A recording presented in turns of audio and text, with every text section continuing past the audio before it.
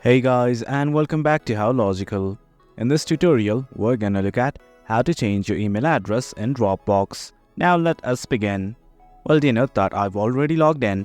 If you don't know how to, we have created a video regarding that as well. Now let's simply look at how to change our email address. At the top right, you can see your profile picture right next to the bell icon. Simply click on it. And from here, what you guys need to do is simply scroll right over to settings.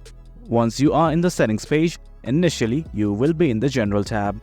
You guys don't need to go anywhere else. Simply scroll down till you see something called as personal email, and right next to it you can see your email address as well and an edit button.